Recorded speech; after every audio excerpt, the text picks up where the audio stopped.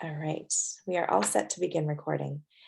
So again, thank you so much for being here this afternoon, taking time out of your day before you get your weekend officially kicked off. I am going to ask Liz Driscoll, who is one of our board of directors and also the co-chair of the admissions committee, just to say a few words before we get the ball rolling. Thanks, Lori. Welcome, everybody, and thanks again for taking a little time this afternoon. So I am a member of the class of 2020. You will hear as you chat with different folks who have done Leadership Seacoast in the past, we like to talk about what class was best or joke about it some. We won't go there right now, but we can certainly say the class of 2020 was the longest class. We started in January, and due to COVID, we didn't wrap up until November, but thankfully Leadership Seacoast did such a fantastic job of being very creative and getting all our days in and certainly making a fantastic and very memorable experience.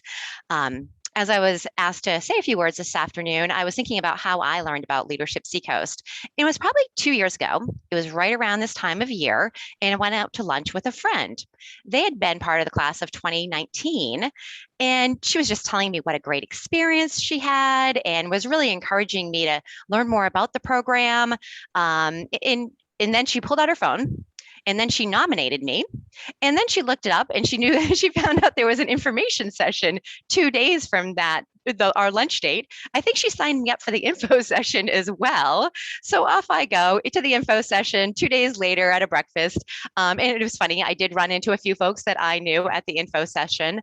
And that was the beginning of my experience with Leadership Seacoast, which has really been fantastic. I would say what I learned most about the experience is that I didn't realize what a bubble that I live in. I live in Portsmouth. I have 2 teenage kids. But gosh, I should have known because generally I only travel about 10 minutes from my house on any given day. So I do live in a bubble, but it was just such a great experience with Leadership Seacoast to learn about things going on all around the state and really right in my backyard that I had no idea about. So it was, we got to go to different locations and meet so many different fantastic people, hear about so many different things going on, and learn about how we can get more engaged moving forward as well. So that is a little bit about why I'm still part of Leadership Seacoast and still involved. I was very honored and flattered that when the class wrapped up, I was asked to join the board. Excited to be on the board and working on the admissions team. So as you have questions, you'll learn a lot today, I'm sure. But if you have any questions about Leadership Seacoast, about the process or whatnot, of course, reach out to Lori, but you're also welcome to always reach out to myself as well. So thanks again for your time, and I'm going to throw it back on over to Lori. Thanks, Liz.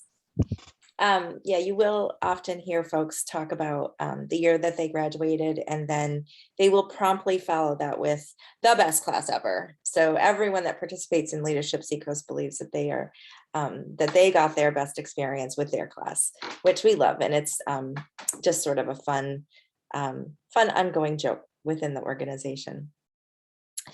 So just a couple housekeeping matters.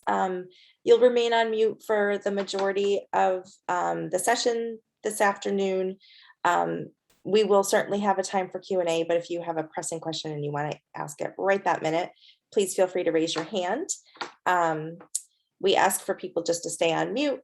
I'm sure I've all heard this a million times now that everyone's doing everything on Zoom, just to reduce background noise. If I am not muted because I'm talking and you hear my dog barking in the background, I apologize. She often likes to talk at the same time that I am talking. So I will do my best. I fed her, so hopefully she's content for the next hour or so. And again, like I said, this is being recorded, so we'll be able to share this out later. So before we get into the real nitty gritty about Leadership Seacoast, I wanted to give you guys an opportunity to just do a little networking with each other. So I'm going to toss you into breakout rooms. It'll be totally random. I did not select who was going to be going into what rooms. But once you get into your rooms, I would love it if you would take just a few minutes to introduce yourself, share your name, maybe where you live, what community you live in, maybe what you do for work, and something fun that you did this summer. Now that we are clearly back into the not so hot days, I was saying that I'm in a sweater with socks on and I'm not very happy about it. Let's go back and remember what summer was, what all the fun that we had. So I will just create some breakout rooms and you'll head out. I'll give you about 10 minutes in there and then bring you back and we'll get the formal show started. See you in a little bit.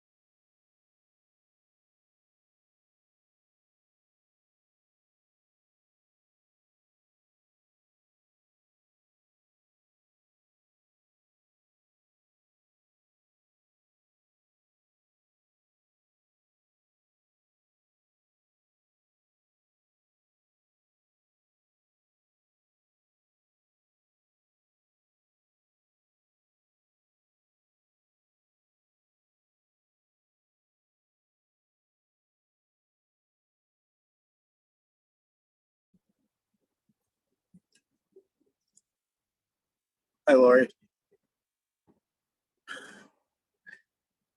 Hi, is this John? Yeah, I think my connection kicked me out probably right when you were setting up the breakout rooms, but I also probably can't really participate that well because I'm driving. So I wanted to try to listen into as much as I could. I don't know how much that matters, but That's fine. I can still toss you in and you can definitely I think you'll still get a lot out of listening in. Do you want me to put you over into the room again? yeah, sure. Okay, hold on 1 second. Thanks. You're welcome.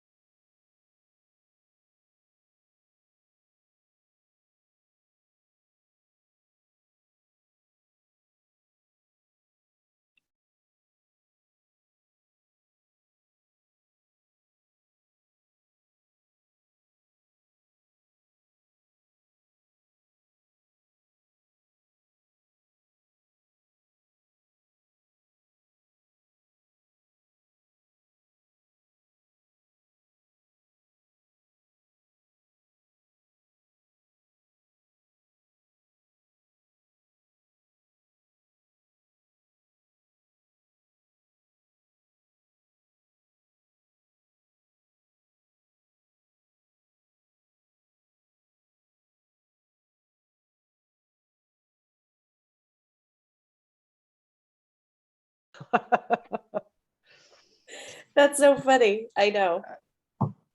There's a lot of things that I find in Zoom meetings that I never knew would cause me anxiety, such as that ticking Like- clock. Yeah, a countdown clock. All right, welcome back, everybody. Hopefully that gave you an opportunity to at least say hi to the other people that are here on the call with us and maybe meet someone new that you haven't spoken to before.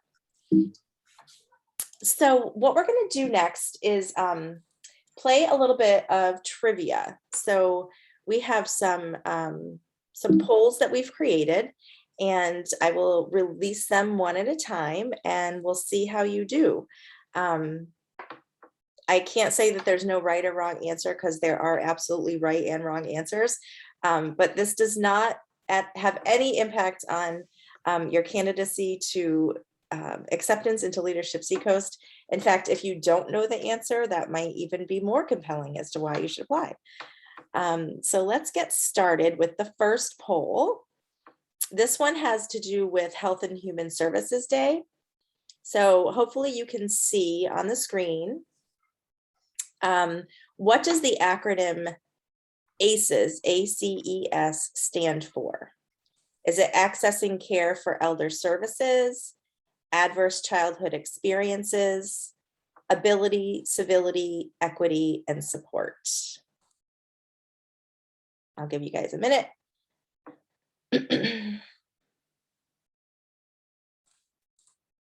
Oh, this is fun. I haven't done this one before.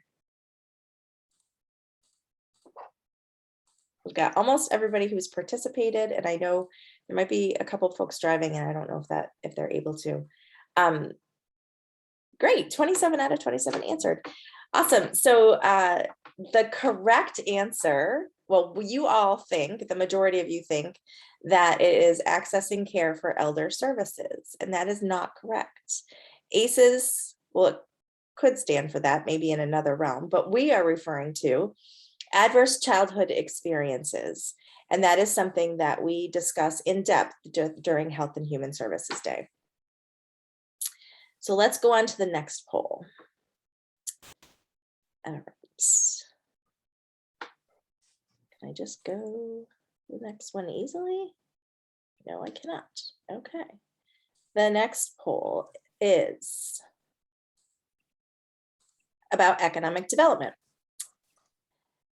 The terms affordable housing, subsidized housing, and workforce housing are interchangeable, true or false?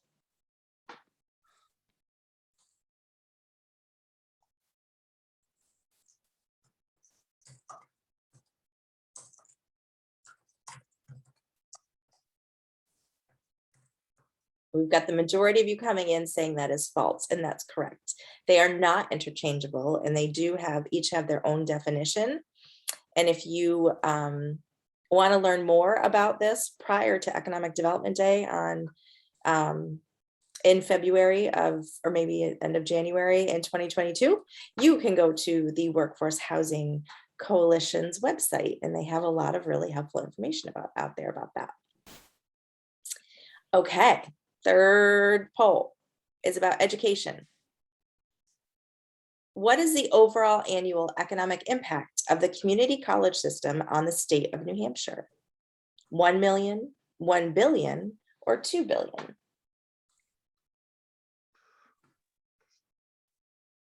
Hopefully you're all sensing a theme here, that these are all things that we talk about during Leadership Seacoast.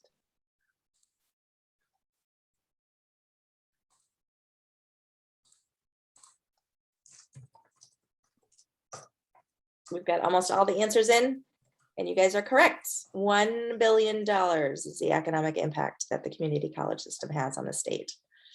Well done. Moving on, we're going to talk about the environment now.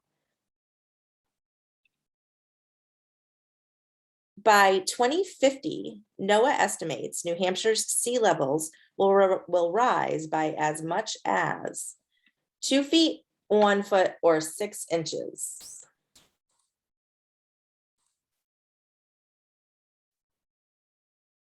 Oh, we're neck and neck at 2 feet or 1 feet, 2 feet or 1 feet.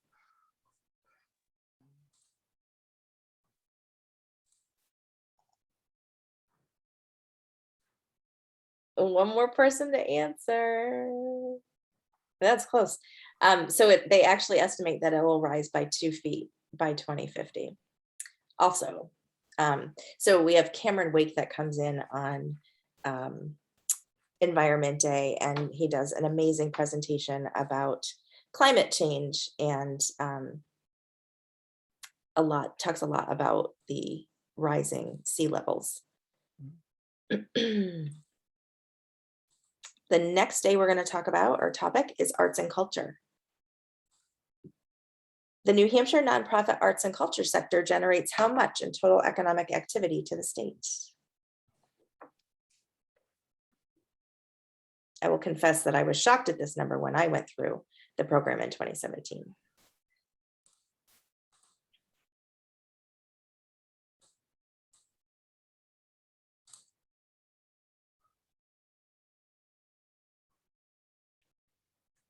So it's not 150 million. Can you guys see the answers on the, like how everyone's, you can't, okay, sorry. So the majority of you said 150 million, and it's actually 115, a little bit more than 115 million. But what that they take into account, and this is based on a survey, and this was shared by the Statewide Arts Council, and they take a survey of results, but it's really looking at not just the ticket you purchase to go to a gallery or a show. It's also what you do in that community while you're there. So if you are shopping or dining, they take into consideration all of the economic stimulation that happens when you're in the community for an arts and culture event. Moving on to criminal justice. What is the name of the court available to offenders with substance abuse convictions, combining community-based programs with strict court supervision and promoting compliance with treatment programs as an alternative time to jail? Recovery court, rehab court, or drug court?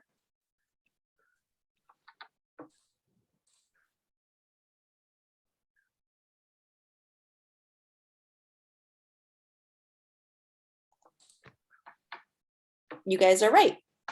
So it is drug court. And during Criminal Justice Day, we spend time with some graduates of the drug court program to hear their stories and how impactful that program has been for them. And our last poll is about government. How many types of local government are there in the state of New Hampshire? 2, 3, or 4? So when I say that, just to provide a little bit of clarification around that, there are some cities or towns that have what they call like a strong arm mayor and a board of aldermen, or they have what like Portsmouth has, which is a mayor, which is part of the city council, and a city manager. Other towns and cities across, well, towns actually across the state will have what they call an SB2 town, and that just refers to how they're voted, how they vote, how the residents of that community vote. And then the last structure is the good old-fashioned town meeting election, where everybody gathers in a room one usual Friday of a spring evening, and you vote in person and you raise your ballot, and everybody can see how you're voting to or against whatever is being discussed. And so, yes, I gave you some hints. The correct answer is 4. Awesome. Good job, you guys. Any questions about any of the polls?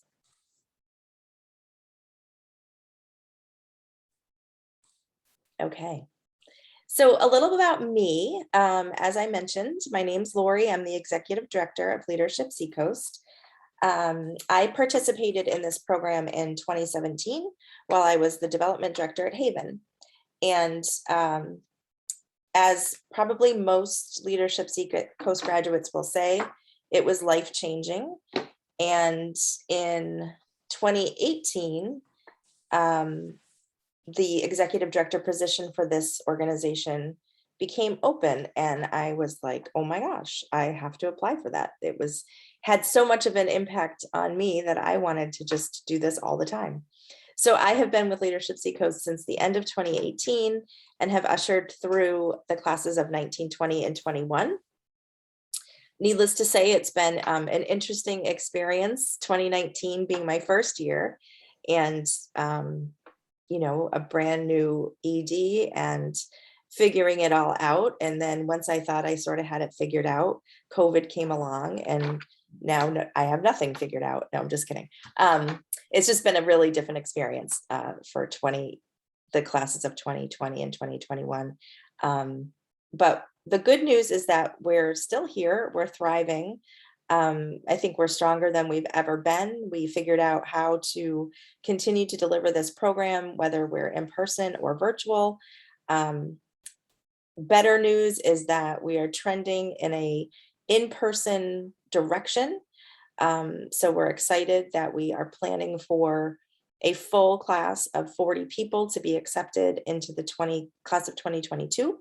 And we plan to be in person. So we'll talk in a minute. I'm going to start a presentation in a second, but we do plan that we'll be traveling around the Seacoast region to different venues and being in the spaces so that we can make this a truly experiential program. So I'm going to go ahead and share my screen.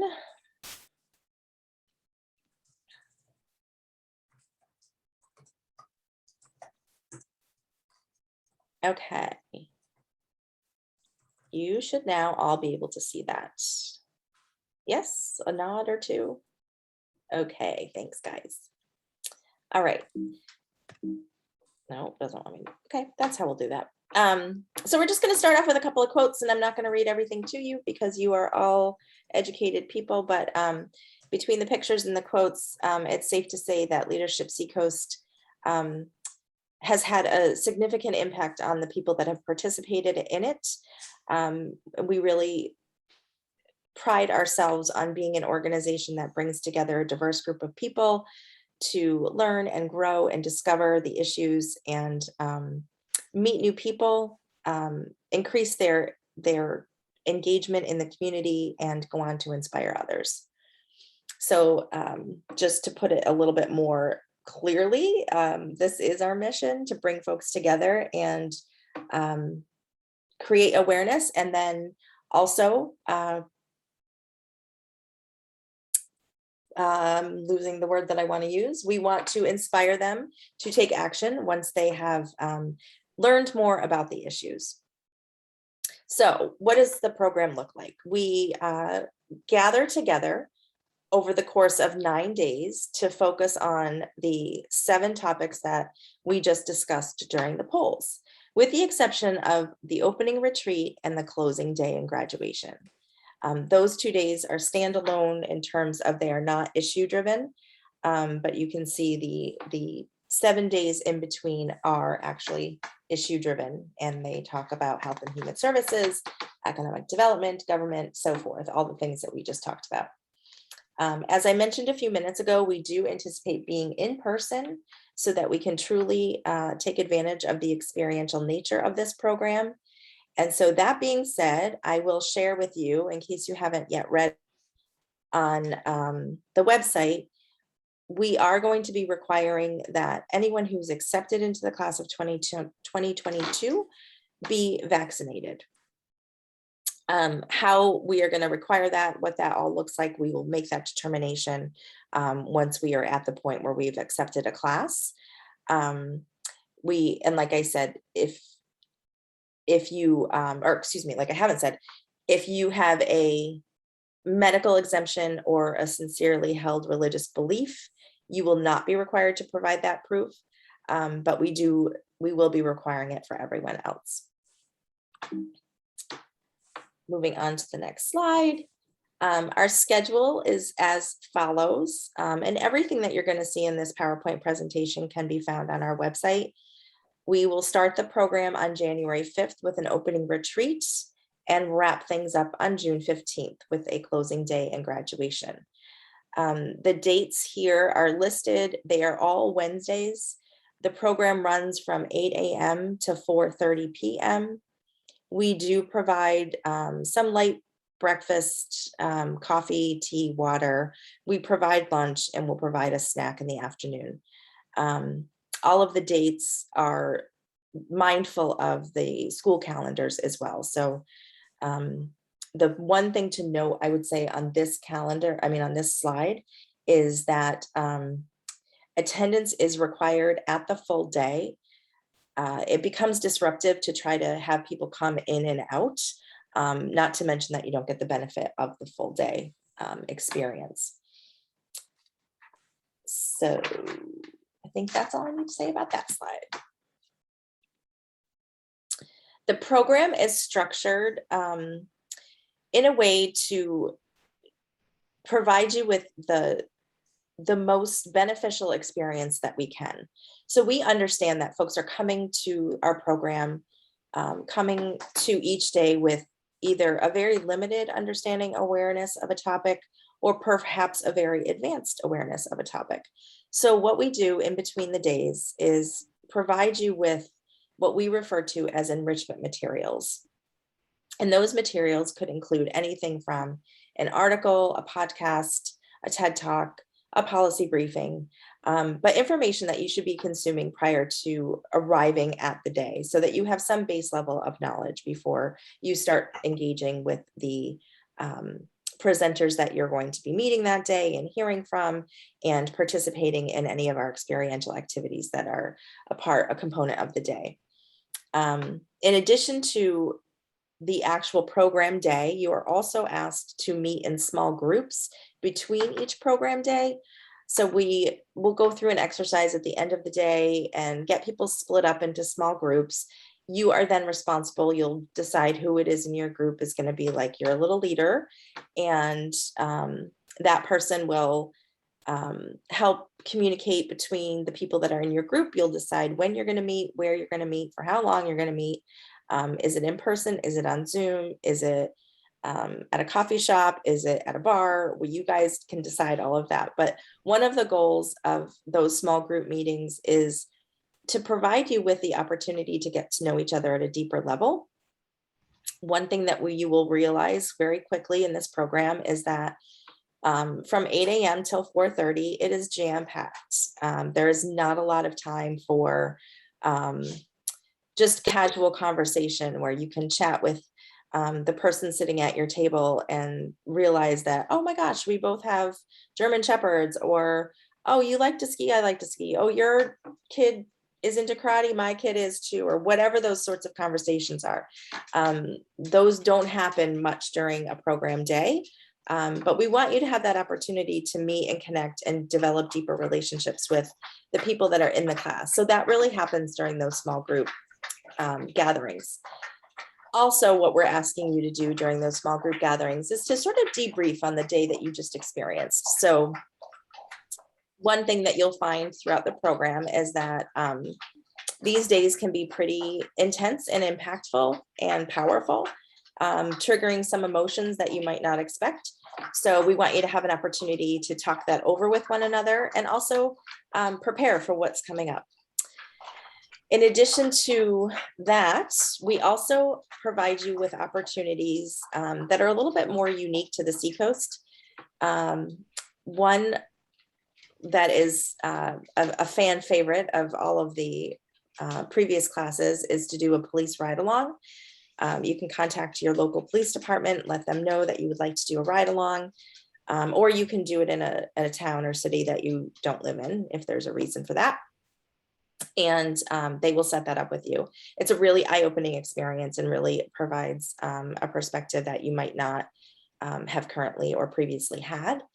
We also, we haven't done this since 2018, but it's going to be resuming again.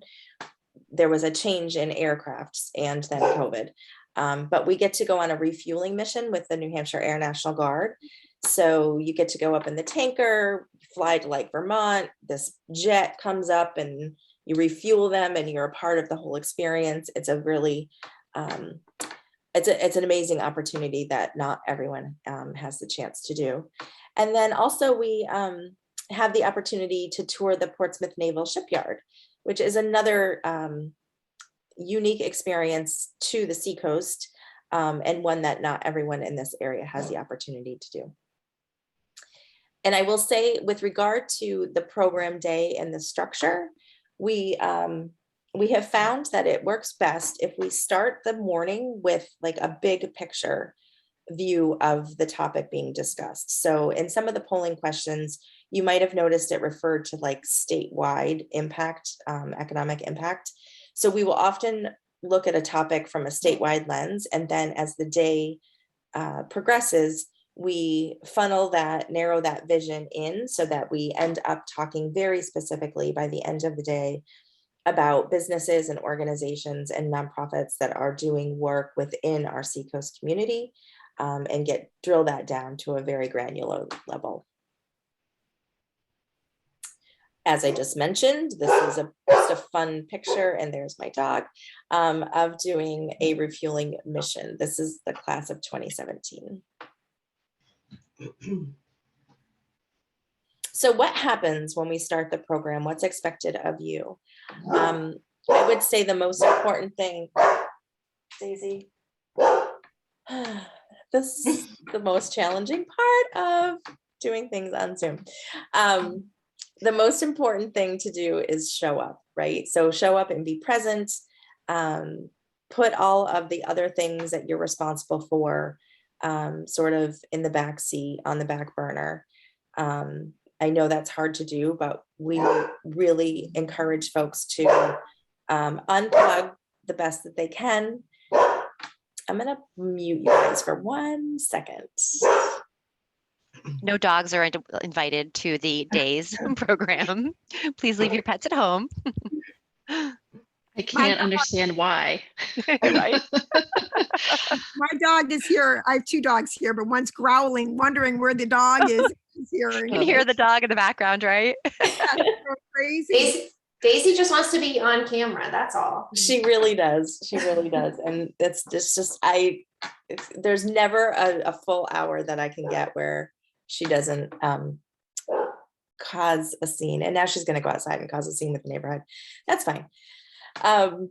So yeah, so we really encourage you to be present, be fully present, be mindful of where you are, turn the phone off.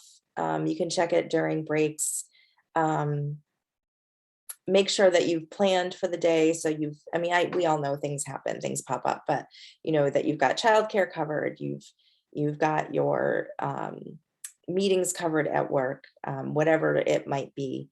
And this is really honestly more for your benefit than, this isn't because I want to try to micromanage your world. This is because I want you to get the most out of this program. We want you to share and participate your thoughts, your feelings, be challenged by what's in front of you. We know that what makes a really successful program is having diverse people in the room with different thoughts and ideas. And we want you to bring your perspective forward, because we all don't think alike, and that's not the goal of this program. The goal of the program is for you to learn more, but not to all think alike on every topic. And we also really encourage a civic dialogue, which happens a lot throughout the course of the 6 months. People with different perspectives are able to have conversations in a civic manner, which is uncommon today. And then lastly, we want you to act on what you learned, that you'll just be so inspired by the time that you're graduating from the program that you're not going to be able to wait to get out there and share your new awareness with your community in some capacity. So what happens when the program ends? So you're always going to be a Leadership Seacoast alum, which puts you in one of the most, our board chair, Brian Bouchard, who couldn't be here tonight, he has a line that he likes to say that if you consider yourself a professional in the Seacoast and you haven't participated in Leadership Seacoast yet, then you're not really a professional on the Seacoast. And please note that those are his words, not mine. But it is rather true. We are the second largest alumni organization with the largest alumni aside from UNH in this region. So there's about 1,200 people locally that have gone through the program. We've been around for over 30 years. It is so common. I honestly can't really think of the last time that I attended some sort of community event where I didn't run into somebody from Leadership Seacoast. And in any event, if I meet someone new and I mention what I do for work, I'm often met with, oh, I was in Leadership Seacoast. I was in the class of blah, blah, blah. And then I, of course, have to go searching and make sure that I don't ever forget that person again and that they were an alumni. So you get an opportunity to network with all these really amazing people. And leverage them in whatever way you want to. And then you also have access to programming that is for Leadership Seacoast alumni. So we run another program called Grad School, where we expand upon what we've learned already through the core program, in addition to also adding in other currently relevant topics. So in the year 2020, we took some time to really do a much deeper dive on diversity, equity, and inclusion, and talked a lot about race and gender and equity and accessibility. We're also having another event in November on ageism. So we really took some time to make sure that we were not, that we were being inclusive and including aspects of that umbrella, that topic of DEI in a very intentional fashion. So here's some pictures of some happy people during the program.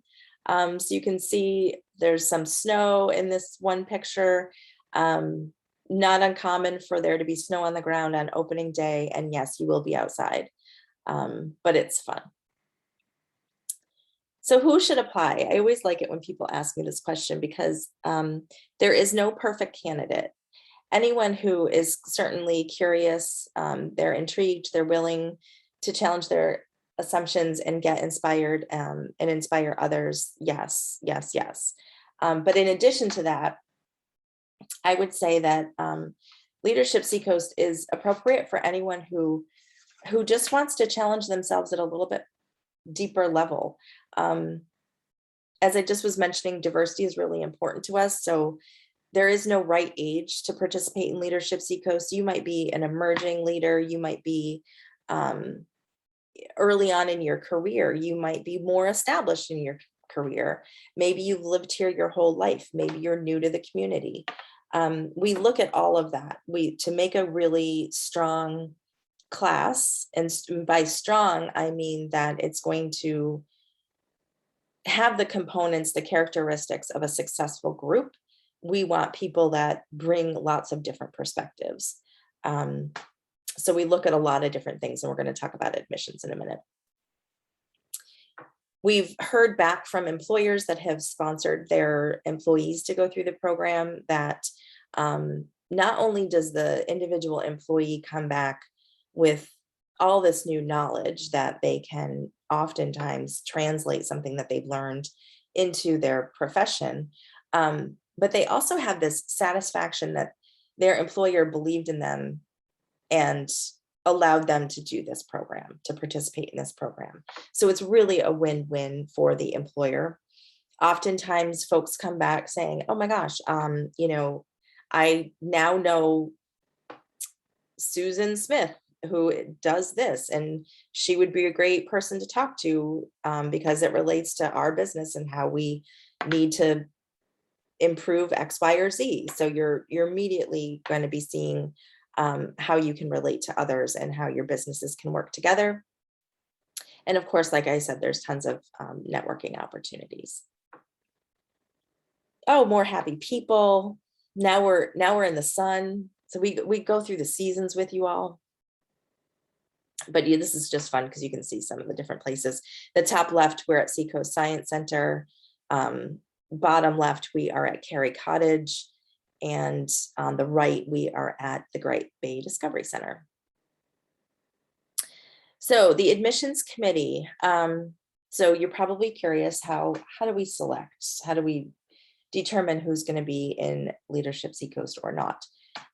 So the good news for us is that this is a very popular competitive program, which we love, but it also makes it really challenging to identify who is a great fit for Leadership Seacoast.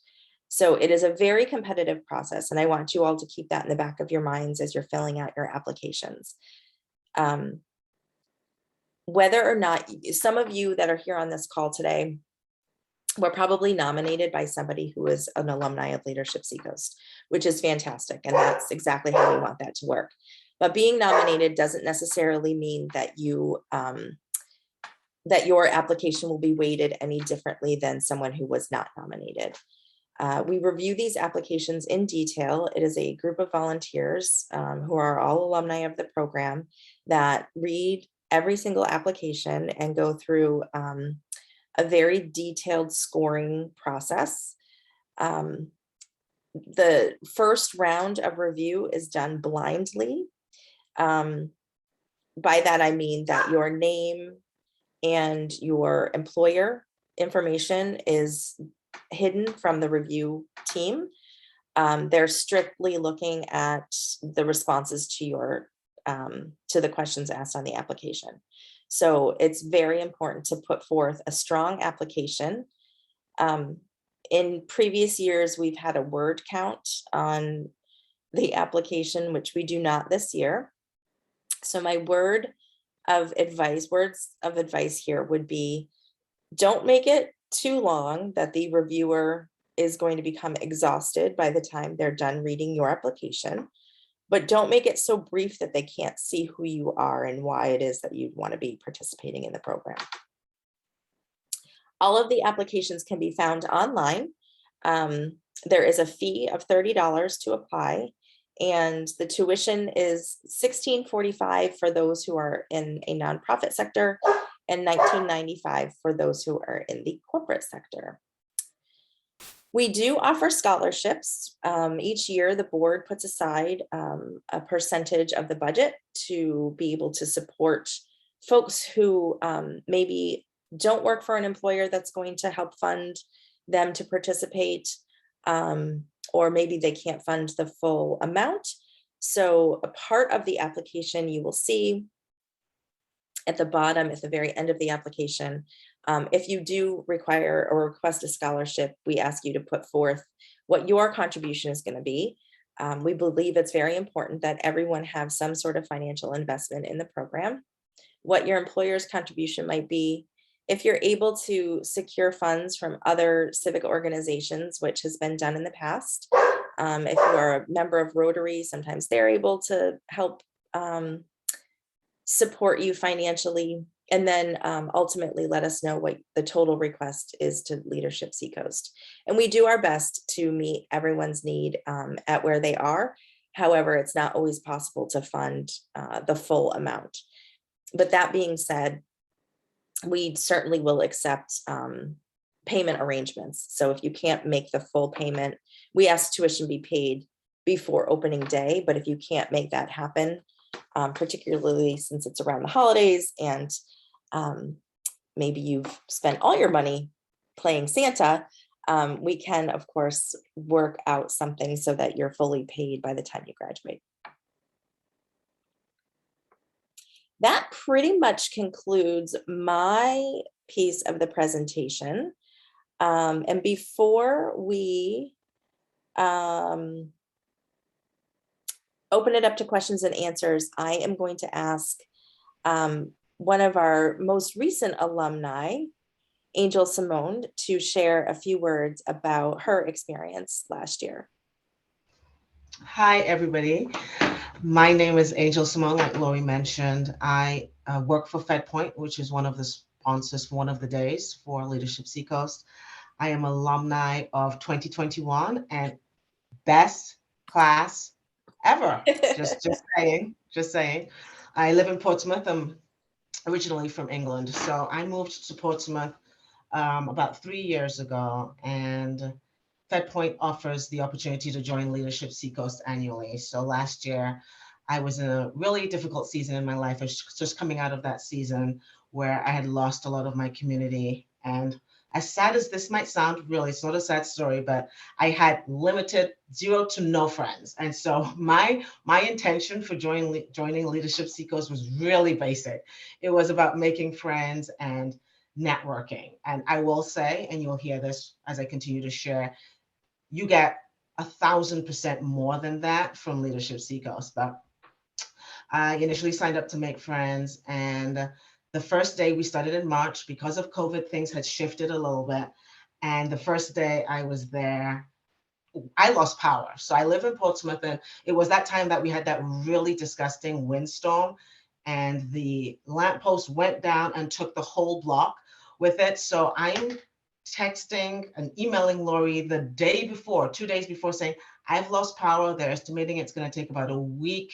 But Lori sends out an email, and no lie, at least 5 people come back and say, come to my house and you can use our Wi-Fi, you can get food and etc. And I'm like, oh, if you only knew that I have no desire to be in anybody's house right now. But I went to somebody's house, and that's just a small indication of the kind of people you're going to meet at Leadership Seacoast. I go to this person's house who I've never met before, and I'm there, and it's remote. So the Brown Center is facilitating opening day, and they're doing these amazing exercises to just create community, create networking, etc. And the immediate commitment to be honest, open, and vulnerable was just amazing. Typically, when you're remote, it's very hard to get that going, as some of you know. And so to just feel that community happen from day one, remote was that thing that said, yep, I've made the right decision. This is going to be good. So we were remote for the first 3 days. So the opening day, we were remote for Health and Human Services Day, Economic Day, and Education Day. And so during Health and Human Services, I'm a training manager now, but in my past life, I had worked with individuals who had been sexually trafficked and domestic violence, etc. So I'm going into human services day thinking, I got this. I know everything there is to know about human health and services. And by 11 o'clock, I text Lori in Skype, in Zoom, saying, we need a break. Like the tears are going, and you think you know, you really do think you know, but Leadership Seacoast has this amazing ability to just begin to remove the layers. You know, we come in with societal opinions and understanding, and we don't know where some of those opinions have come from. And then they show this realness to the issues that are around us, the issues that are in our backyard. And you sit there and you're like, I didn't know. I didn't know. And this thing that you totally want to help all the time. So I want to encourage you, like Lori mentioned, if you apply, be prepared to be open to hear some of the things that are going to come up. Just be prepared to have conversation, be prepared to have discussion, etc. But as an introvert, I actually didn't mind it being remote. I love the fact that there were no people around me. So when we decided to be in person for Environment Day, that's day 4, we were at a camp, and the first day that we are there, it is 94 degrees Fahrenheit. And I'm like, of all the days that we decide that we're going to do this, it's 94 degrees Fahrenheit. And Lori wasn't there. She was in Jamaica. Let me just say that. So just going to put that out there. But it was great for the first time to be in person, to have that community, to have that network. And I've noticed when you ask people about Leadership Seacoast, sometimes you may find the response being kind of vague and kind of airy-fairy. It's really hard to take what they're saying and make it something tangible. And I think part of that is it's such a deep, experiential, life-changing, mind-blowing, mic-dropping 6 months that transforms you permanently, that is really hard to take that. And if you've never been through it, really explain that to somebody. So I want to encourage you that you may hear all of this information and still walk away feeling not too sure what it's about, not too sure what I'm going to get out of it.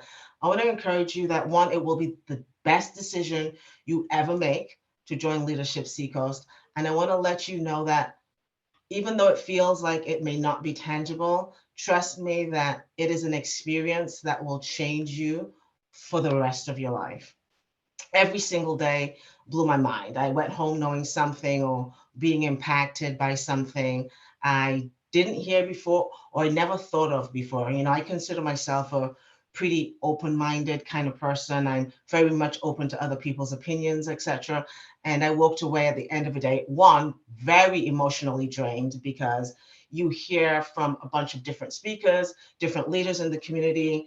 Leadership Seacoast does a really good job of giving you both sides of the story. So they invite speakers who can really balance some of that point of view. And so you hear opinions. So you'll hear opinions that are opposite to yours. I can guarantee you that being from England and even hearing how America does things for me and how England does things and just the difference between Europe and America was eye-opening to me. And I've lived in America for 20 plus years and still didn't know half the things that was being shared. So again, it's just that thing that says we can so live in an echo chamber, and then we step into this place and Leadership Seekers takes that echo chamber and it just blows it to bits.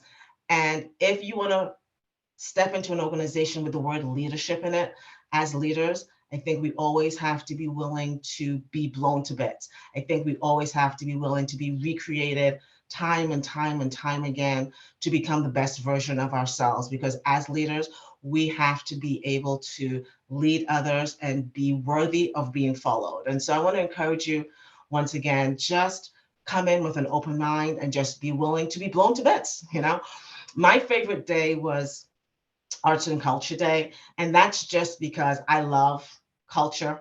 I love music. I love entertainment. And so we spent that day walking around Portsmouth, just visiting some of the really attractive places in Portsmouth. As anybody knows about Portsmouth, you have got 3S Art Space, you have the Music Hall, you have New Hampshire Theatre Project, etc. And all of those leaders came together and they had a fantastic conversation about how COVID had impacted the arts and culture industry. One of the biggest takeaways for me is that nonprofits, anybody who's worked in a nonprofit really understands that nonprofits have a tendency to be competitive. You're all fighting for money. You're all trying to focus and grab the same people and come to my place, you know, so the Music Hall wants them and New Hampshire Theatre Project wants them, etc. And COVID created a community where the nonprofits came together. They came together to talk about solutions, about how do we keep us open? And so that sharing and that willingness to share ideas and come together and market together and communicate together was really moving. And even understanding the fact that something I love so much brings $115 million into the community is that it was just amazing. So my favorite day was arts and culture. The most impactful day for me, however, was Criminal Justice Day.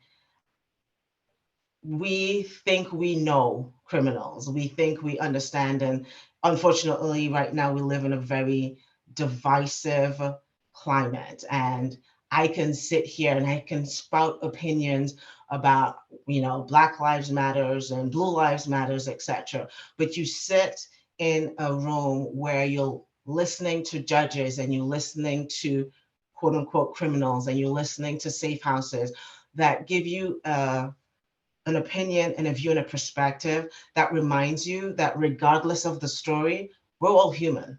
And we sat in that, and one of the things, we had people who had gone through the system, sitting homeless, sitting in a transitional home, and we're all there trying to figure out how to get her to her interviews. You know, you begin to understand they have no transportation. This thing that, well, they should just go get a job. Well, how do you get a job if you don't have a car? How do you get a job if you can't get there? How do you get a job if you're not sleeping at night, etc.? And you begin to strip down some of those layers and realize there's some real tangible issues and hurdles to people getting to the next step. And we were there trying to solution this. And Laurie's like, okay, guys, I get that you want to fix this for this one individual, but we need you to back up and realize there's systemic changes that need to happen in order to change what is happening here. So every time she had to keep on resetting us to say, back it up. There's policies in place that's making this happen. There's systems in place that's making this happen. And that really sat with me. Because yes, I'm a Black person, and I'm sure you can understand that from my point of view. There's a lot of opinions that I can have about the justice system, etc. And understanding that, you know what, we all have a story. We're all human, and there's always things that we do have to overcome. So that was definitely my most impactful day. The funnest part of Leadership Seek Austin Lori may not want me to say this, but it's the sip and socials. They have an after most of the days, they offer you an opportunity to just get together and sip and social. It's exactly what it sounds like. And I was sipping and not really socialing, but it works in the end.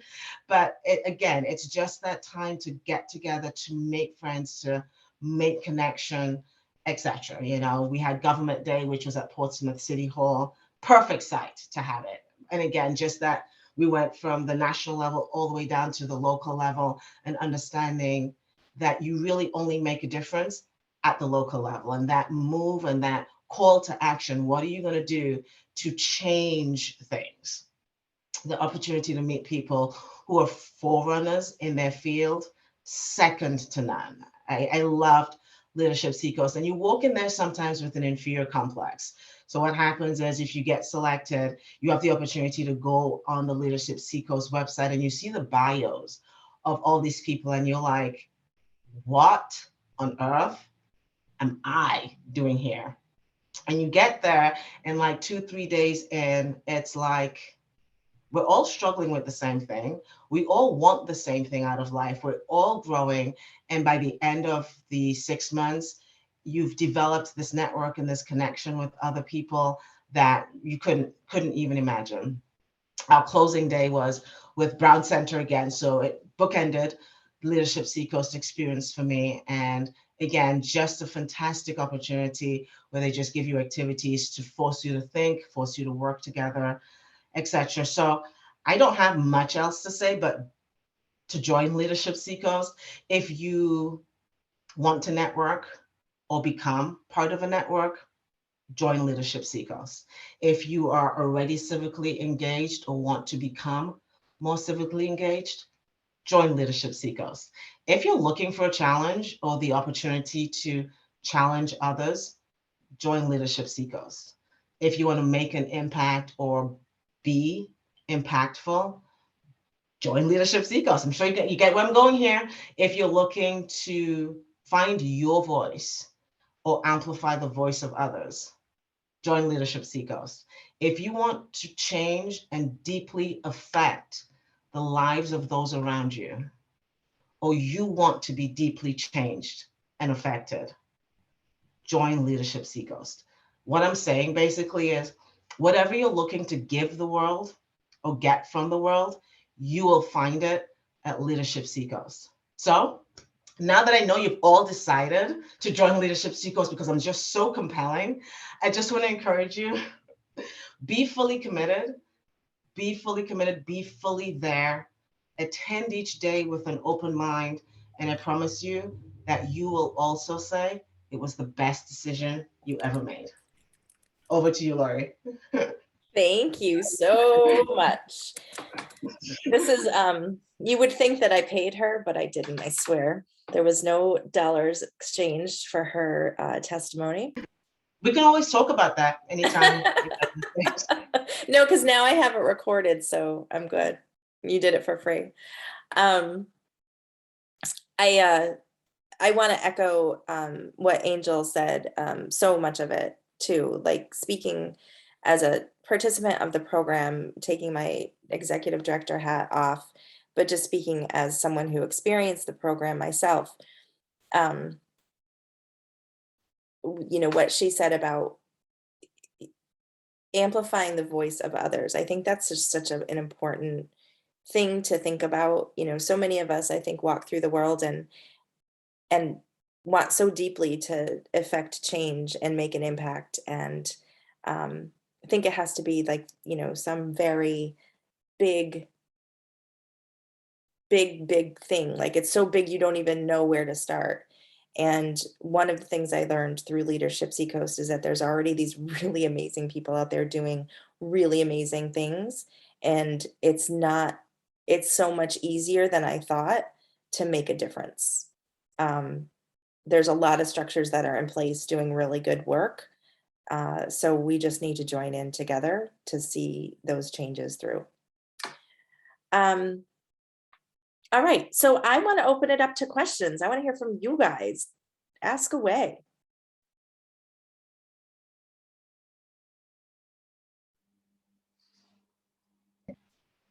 Lori, did you see the chat? Do we get the cost and schedule again in email with the application? It is all, how come I'm not see, where did you see that one? From John. Got it, got it. All, yeah, so thank you, Liz, for responding to that. All of the details are on the website. And when you are filling out the application, it will let you know exactly what price point you should be considering. And the schedule of dates is all on the website. Basically, everything is on the website, but I'm also always available via email or phone to answer any of those questions as well. Jessica has a hand up. Jessica, go ahead. Thank you. Hi, Lori. Thank you, Angel. Well, I have two questions. One, I think you probably already addressed considering how the last class went, but what happens if we do go into lockdown again? Are you sort of preparing for that and having things set up so we can be virtual, or will you take a break, or We probably won't take a break. We, Okay. my full goal and vision and message to the universe is that we will be in person and we will be safe, and we might be masked, but Paul Neve, Lori loves to email. Ha ha. We will be in person. If for some reason things go the other direction and we have to be virtual for some reason, we are fully prepared to be able to do that. I don't anticipate having to pause the program. I mean, it would have to be a pretty massive situation that we have not yet globally experienced to have to push pause. So, and I will say how we sort of did it last year for the beginning of the class of 2021 was the full day would be virtual, but if we had the opportunity to meet in person, we would do that at the end of the day. So, and for the class of 2020, we did that as well, where we would do maybe some virtual work in the morning and then divide up into groups and meet in the afternoon. I really, Jessica, don't anticipate having to do that. I really think we're going to be okay. Great. I hope so. My fingers are crossed. My other question is, to your point and Angel's point, you know, like for me personally at this point, I am really interested. I'm ready to apply. I want to commit the time. If I were to be lucky enough to get selected, but then something happens in December and I just realize I don't have the time, can I defer? What happens at that point? Sure. You know, if all of a sudden last minute you're like, I want to be all in this, but this is not the time for me. Is there something? Yeah, that's a good question, because I left this out of my presentation and I should have mentioned it. So the application deadline being October 15th. What happens at that point is the review begins, and then the admissions review committee puts forth a recommended class to the board of directors. We are anticipating that will happen in November during the November board meeting. I will say we have received an unprecedented level of interest in this year's program, so we're expecting an unprecedented number of applications as well. So in years past, say for a class of 40, I think the highest number of applications we received one year was 75. So it took the admissions committee about 3 to 4 weeks to review that number of applications. Understandably, you can't review 75 applications in one sitting.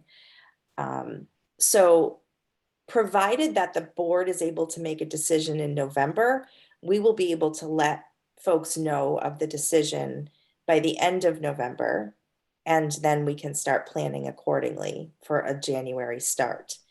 If for some reason we don't have the information available for the November board meeting, the board chair has agreed that he will call a special meeting in the very beginning of December to review specifically the recommendation for the class, which means you would know by like the end of the first week of December.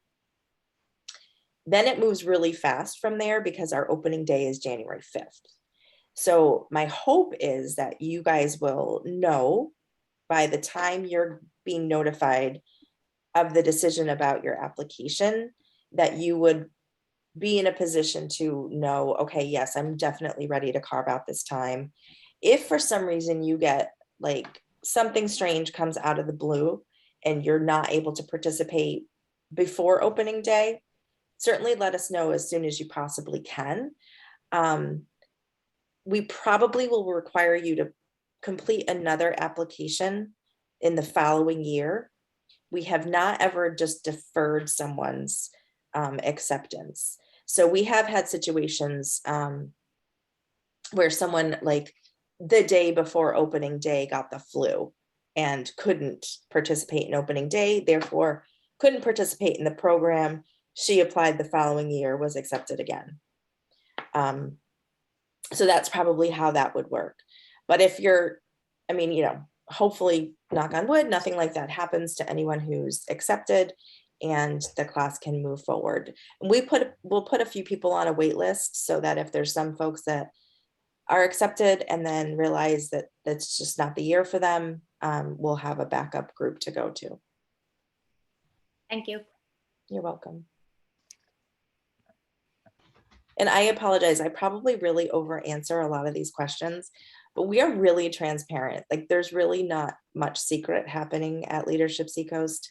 And while I know sometimes I think there are folks out in the community that look at Leadership Seacoast like it's a little bit of like a secret club, or like you have to like know somebody to get into the program. It's not like that at all. We are really inclusive, and we do joke about a secret handshake, but that's about as secret as we get. We really are transparent. So there's not, if I give you more information than less, I apologize if I'm too wordy, but I'd rather have you know more about it than less and feel like there's something weird happening in the background.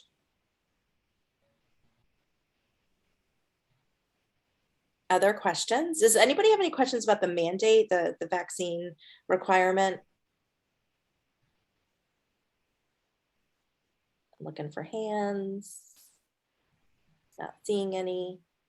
I'll just add on that one of the reasons that that decision was made by the board is that some of the venues that we have traditionally gone to for various program days, they have required that people coming into their establishments, their venues, be vaccinated. So that was one of the reasons that we decided, you know, there's only so many venues in the Seacoast where we can fit 40 people in a space when it's not a pandemic, when we don't have to stay 6 feet apart from each other. So, you know, given our beautiful landscape and culture and architecture, which is awesome because I love that, but we can't fit very many people in some of these older buildings. So then add on that you have to be 6 feet apart from each other. That makes it even more challenging. So we're hoping that this will allow us to have an experiential opportunity in the spaces that we love to go to. What 2 days do you have to be there? Opening day and closing day. Those are required days. So January 5th and I think the 15th or 25th of June. June 15th.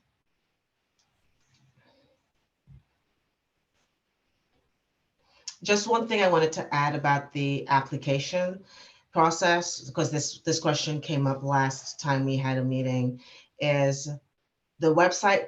If you begin your application and the application, as Laurie mentioned, definitely put some thought into it. Don't just give us one word answers. You get to the middle of the application and something comes up and you need to walk away. The website will not save your application. So one of the things I suggest you do is grab a notepad, Word document, etc. Write all your answers down somewhere first before you put it in the website, so you don't find yourself having to do this thing multiple times. So I just wanted to add that because I know it came up the last time. I'm so glad you did, Angel. Yeah, definitely a copy and paste type of application. For sure.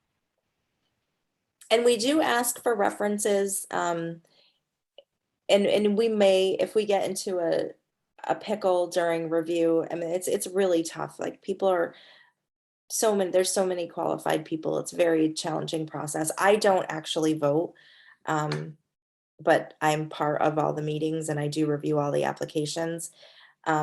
So if it gets to a point where there's the committee's having a hard time making some final decisions, your references might be contacted, you might be contacted yourself.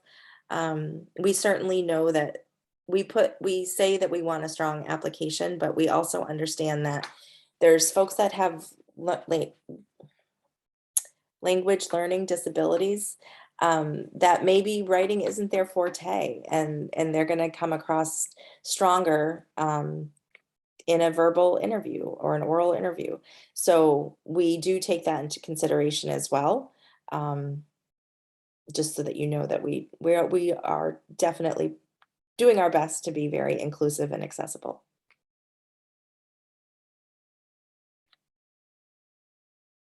Other questions? Are you guys like, stop talking, I want to go have a cocktail, it's Friday night. I have a question. Yeah, Maddie. Hi, I'm Matty. I'm wondering like a little bit about the curriculum and like thinking about, I don't know who develops it, like who made the decision about the different categories, but I'm wondering, as you do like surveys of past cohorts, what's an area that you found maybe people sort of find is missing in the curriculum as you've been doing work? Wow, I think that you have some telepathic abilities, Matty. So Leadership Seacoast was actually one of the first leadership organizations that was established in the country.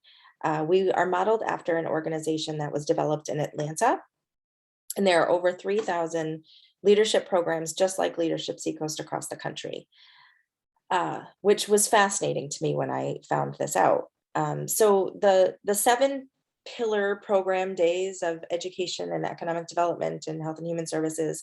So it was discovered and realized that all of those topics it's critical that communities have strong programs around those issues to be a healthy community. So that's how those were chosen. And right now we're actually going through exploration of our program days and determining if we want to add a couple of days to the curriculum. We've had one meeting. I don't know what the answer is going to be.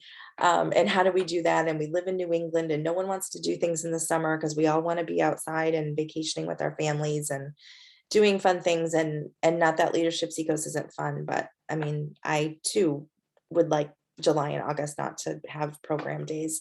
So does that mean we start the program earlier, and do we run it a little bit later? What does this all look like? So we're looking very closely at that. I think we want to spend some really significant time and ensuring that we are doing our best to address topics that fall under the DEI umbrella.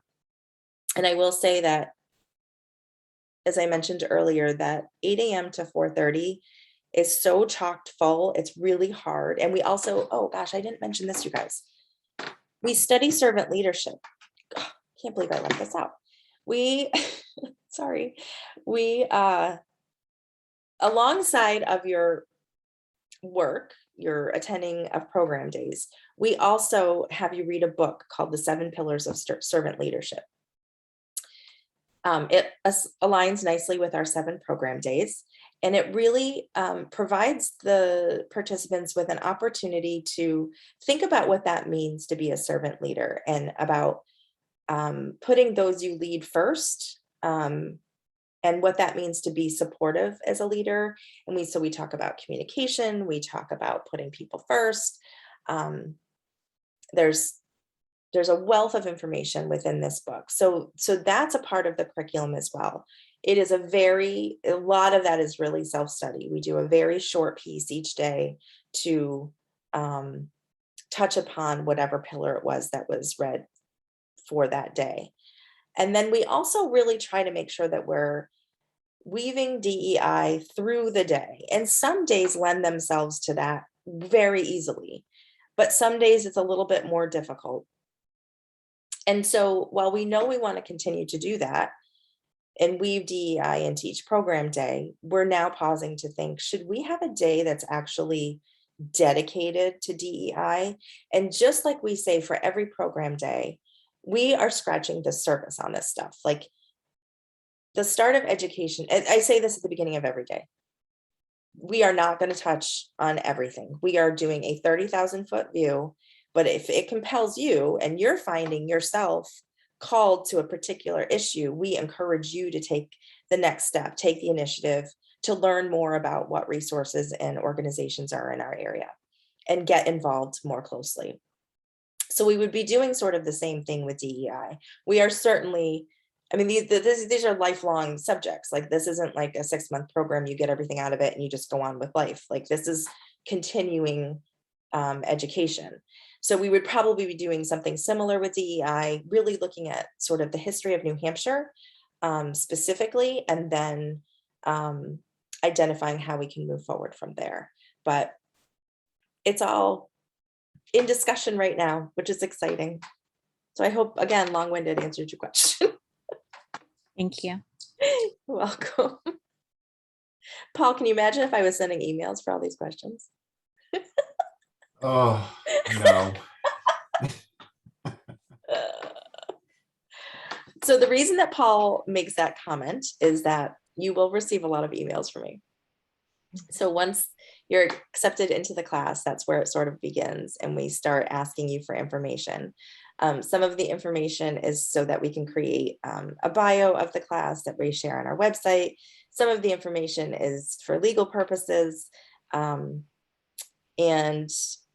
then the rest of the time, I'm just emailing you to remind you of things that you need to do. And there is an evaluation at the end of every day that we ask you to complete right away, because if you don't complete it right away, 18,000 other things happen in your world, and then you don't remember what happened on that program day.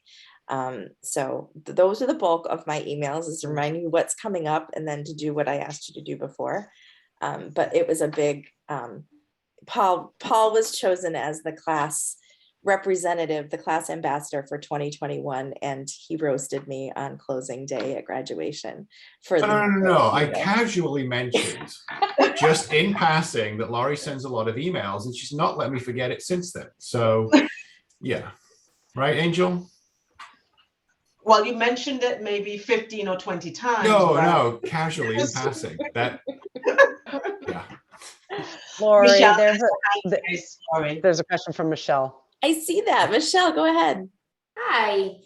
This is pretty much a non sequitur. Lower hand. Okay.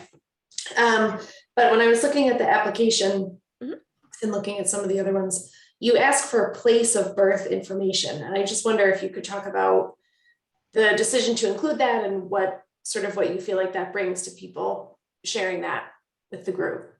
Yeah. So that's a great question. So it's always interesting to have folks that are in the class that maybe are new to the area, that didn't grow up here. So for example, both Angel and Paul, you can tell by listening to them that they were not born here. So it's just another way for us to evaluate and measure and be true to bringing forth an inclusive group. If we had people, if the only people that were participated in Leadership Seacoast grew up on the Seacoast, it wouldn't be a very exciting or diverse program. So that's just another way of getting that information. Thank you. You're welcome. Other questions? We're at the 5:30 mark, you guys. Wow, I didn't expect us to go this long. You're troopers. So we'll wrap it up then. As I mentioned, I'm always available if you have questions. This recording, we'll have it edited lightly just to take out any weird pauses or maybe my dog barking. And then I'll share it out with this group as well as others who unfortunately couldn't attend today. It will be posted on our website. So if you want to go back and review it at any time. But the most important thing to remember is that the application is due by midnight on October 15th. And yes, there are people that wait to submit at 11:59:59. It's amazing. It's a flurry of activity those 24 hours before the deadline. But take your time with it and reach out if you have questions. And I wish you all the best of luck. Thanks, Lori. You're Thank you, everyone. welcome. Nice to see you all. Bye, everyone. Thanks for joining. Thank you. Thank you. Bye-bye. Bye-bye. Thank you so much. Bye. Have a great weekend, everyone. Thanks, you too.